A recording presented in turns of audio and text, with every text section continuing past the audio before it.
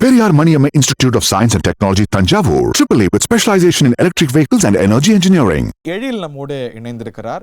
ஒரு தமிழ் பிரதேசமான புதுச்சேரியும் தேர்தலை சந்தித்திருக்கிறது. தமிழ்நாட்டில் திணிசா எக்ஸிட் போல் ஒப்பீனியன் போல்லாம் வந்திருக்குன்னா கிட்டத்தட்ட அங்கே எல்லா ஒப்பீனியன் போலும் எக்ஸிட் போலும் என்டிஏ மீண்டும் ஆட்சி அமைக்கும், ரங்கசாமி மீண்டும் முதலமைச்சர் ஆவார் அப்படின்னு சொல்லியிருக்கு. எழில், அங்கே ட்ராக் ரெக்கார்டு எப்படி இருக்குது? அப்படித்தான் உணரப்படுதா? அங்கே கள நிலவரம் என்ன? புதுச்சேரியில் எப்போ வாக்கு எண்ண ஆரம்பிக்கிறாங்க? தமிழ்நாட்டில் பல ரவுண்டு போகும்னு சொல்லப்படுது. அந்த மாதிரி தானே அங்கே அந்த ரவுண்டு கேட்கல, புதுச்சேரியில் பேசப்படுற ரவுண்டு எவ்வளோ ரவுண்டு மொத்தமாக போகும்னு சொல்லப்படுது? ரொம்ப சீக்கிரமாகவே தெரிஞ்சிருமா? அங்கே நிலவரம் என்ன? எத்தனை மணிக்கு தெரியும் புதுச்சேரி முதலமைச்சர் யாருன்னு? யூனியன் பிரதேசமான புதுச்சேரியில் உள்ள 30 சட்டமன்ற தொகுதிகளுக்கான வாக்குப்பதிவு கடந்த 9ஆம் தேதி நடைபெற்றது. இந்த நடந்து முடிந்த சட்டமன்ற தேர்தலில் தேசிய ஜனநாயக கூட்டணி, திமுக காங்கிரஸ் கூட்டணி, தமிழக வெற்றி கழகம் மற்றும் நாம் தமிழர் கட்சி என 4 முனை போட்டியானது புதுச்சேரி நடந்து முடிந்த சட்டமன்ற தேர்தலில் போட்டி நிறைவேறியது. நடந்து முடிந்த சட்டமன்ற தேர்தலில் புதுச்சேரியில் 4,43,595 ஆண் வாக்காளர்களும் 5,477 பெண் வாக்காளர்களும், இதேபோல் 139 மூன்றாம் பாலினத்தவரும் என 9,44,211 வாக்காளர்கள் இந்த தேர்தலில் வாக்களித்தனர். குறிப்பாக கூற வேண்டும் என்றால், இதுவரை வரலாற்றிலே இல்லாத அளவில் 91.23% வாக்காளர்கள் வாக்களித்து வரலாற்று. புதுச்சேரியில வாக்காளர்கள் 9 லட்சத்தி சொச்சமா? ஆமா, அதாவது வாக்களித்தவர்கள். ஓஹோ, இந்த தேர்தல் இந்த தேர்தல் மேல பதிவாயிருக்குது 91.23. ஓ, இதுவரை ஹிஸ்டரியிலே இல்ல.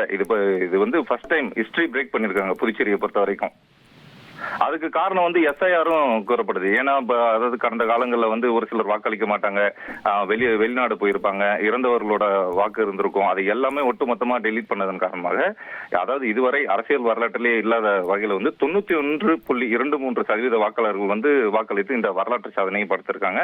இதே போல புதுச்சேரியை பொறுத்த வரைக்கும் 2 கட்சிகளும் எப்படி இன்டர்பிரட் பண்றாங்க? இங்கேயும் தமிழ்நாட்டிலையும் பார்ப்போம், இது ஆட்சிக்கு எதிரான மனநிலைன்னு சொல்ல, இது எஸ்ஐஆர் விளைவுன்னு சொல்ல, என்ன பேசப்படுது புதுச்சேரி அரசியல்ல? புதுச்சேரியை பொறுத்தவரை பார்த்தீர்கள் என்றால், கடந்த அதாவது சட்டமன்ற தேர்தல் வருவதற்கு 6 மாதங்களுக்கு முன்னதாக பல்வேறு மக்கள் நலத்திட்டங்கள் தொடர்ச்சியாக, அதாவது தேசிய ஜனநாயக கூட்டணி முதலமைச்சர் ரங்கசாமி தலைமையிலான தேசிய ஜனநாயக கூட்டணி சார்பில் பல்வேறு நலத்திட்டங்கள் அறிவிக்கப்பட்டது, மேலும் நடைமுறைப்படுத்தது. இதன் காரணமாக மக்கள் ஓரளவுக்கு, அதாவது மத்தியிலும் மாநிலத்திலும் ஒரே ஆட்சி இருந்தால்தான் புதுச்சேரி மாநிலம் வளர்ச்சி அடைய முடியும். ஏனென்றால் புதுச்சேரி மாநிலத்தை பொறுத்தவரை அதாவது மத்திய அரசின் கட்டுப்பாட்டில் உள்ளது. அதாவது தமிழகத்தில் பார்த்தீர்கள் என்றால், உங்களுக்கு தமிழகத்துல அதிகப்படியான நிதியை பெருக்குவதற்கான ஆதாரங்கள் உள்ளது. ஆனால் புதுச்சேரியை பொறுத்தவரை பெரிய அளவிலான ஆதாரங்கள் இல்லை. யூனியன் பிரதேசம் என்பதன் காரணமாக மத்திய அரசின் நிதி உதவியோடு புதுச்சேரியில் பல்வேறு நலத்திட்டங்களை செயல்படுத்துவதுதான் வழக்கமாக உள்ளது. மேலும் புதுச்சேரியை பொறுத்தவரை, அதாவது முதலமைச்சர் மக்களால் தேர்ந்தெடுக்கப்பட்ட முதலமைச்சராக இருந்தாலும் எந்த ஒரு திட்டங்களை பெற வேண்டும் என்றாலும் துணைநிலை ஆளுநரை ஒப்புதல் பெற வேண்டிய ஒரு சூழ்நிலை உள்ளது.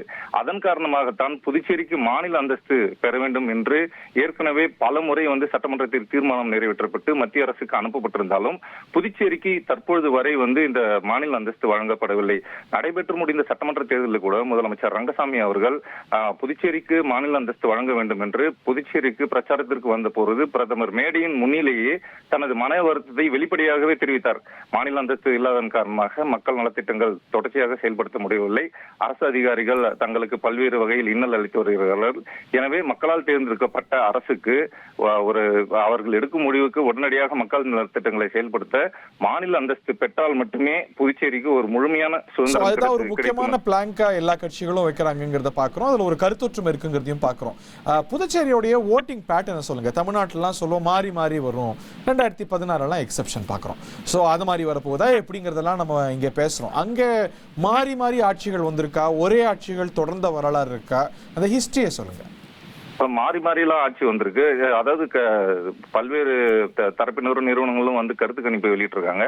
அதுல பெரும்பாலான நிறுவனங்கள் புதுச்சேரியில் மீண்டும் தேசிய ஜனநாயக கூட்டணி ஆட்சி அமையும், அதாவது முதலமைச்சர் ரங்கசாமி தலைமையில தேசிய ஜனநாயக கூட்டணி ஆட்சி அமையும் சொல்லிட்டு ஏற்கனவே பல்வேறு கருத்து கணிப்புகள் வெளியிட்டிருக்கு. அதே போல முதலமைச்சர் ரங்கசாமி அவர்களும் தொடர்ச்சியாக 20க்கும் மேற்பட்ட இடங்களை வெற்றி பெற்று மீண்டும் தேசிய ஜனநாயக கூட்டணி ஆட்சி அமைக்கும் அப்படின்னு சொல்லிட்டு முதலமைச்சர் ரங்கசாமி தொடர்ச்சியா அவருடைய கருத்தை வெளியிட்டு வர்றாரு. இருந்த போதிலும் வந்து முதலமைச்சர் ரங்கசாமி அவர்கள் இந்த முறை வெற்றி பெற்று நிச்சயமாக புதுச்சேரிக்கு மாநில அந்தஸ்து பெற்றே தீர வேண்டும் என்ற ஒரு முடிவில் இருக்கிறாரு. ஏற்கனவே வந்து பிரதமர் வந்த போது வெளிப்படையாவே வந்து மேடையில வந்து அவர்கிட்ட கோரிக்கை வச்சிருக்காரு. அதே போல வந்து மனு அளிச்சிருக்காரு. எனவே இந்த தேர்தலை பொறுத்த வரைக்கும் புதுச்சேரிக்கு மாநில அந்தஸ்து கிடைக்குமா என்ற ஒரு ஒரு கேள்விக்குறியானது எழுந்துள்ளது.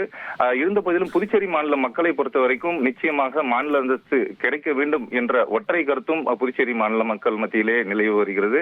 ஏனெனில் குறிப்பாக கூற வேண்டுமென்றால், அதாவது புதுச்சேரியில் முதலமைச்சர் வந்து ஒரு 1000 ரூபாய் ஒரு பென்ஷன் உயர்த்தி அறிவிக்கிறாரு அப்படின்னா உடனடியாக வந்து அந்த கோப்பு வந்து ஒப்புதல் பெறுவதற்கான வாய்ப்பு இல்லை. காரணம், முதலமைச்சர் அறிவித்திருந்தாலும் அதற்கான நிதி ஆதாரத்தை பெற வேண்டிய ஒரு கட்டாய சூழ்நிலை இருக்கு. அப்படி இருக்கும்போது முதலமைச்சர் அறிவித்திருந்தாலும் அந்த கோப்பு வந்து நிதித்துறைக்கு போகும். நிதித்துறையிலிருந்து ஆளுநர் ஒப்புதல் பெறும். ஒருவேளை ஆளுநர் வந்து இல்ல, நிதி இல்ல அப்படின்னு சொல்ற பட்சத்துல வந்து அந்த கோப்புகள் வந்து மத்திய அரசுக்கு அனுப்புவதற்கான ஒரு வாய்ப்பு இல்லை. டபுள் இன்ஜின்ல 2 இன்ஜினும் சேர்ந்து ஓட வேண்டிய கட்டாயம் இருக்கு அப்படின்னு நீங்க நிச்சயமாக கடந்த கால காங்கிரஸ் திமுக ஆட்சியில கூட இது போல பல்வேறு சர்ச்சைகள் ஏற்பட்டிருக்கு. என்னன்னா, முன்னாள் முதலமைச்சர் நாராயணசாமி அவர்கள் கோப்புகள் அனுப்புவாரு. அதை உடனடியாக வந்து அப்போதைய துணைநிலை ஆளுநர் வந்து எனக்கு வந்து இதுல வந்து முரண்பாடு இருக்கு, எனவே வந்து இதை நான் வந்து தீர்மானிக்க முடியாது, மத்திய அரசுக்கு அனுப்புன்னு சொல்லிட்டு அவங்க கோப்பு அனுப்புவாங்க. Periyar Maniamma Institute of Science and Technology, Tanjavur, AAA with specialization in electric vehicles and energy engineering.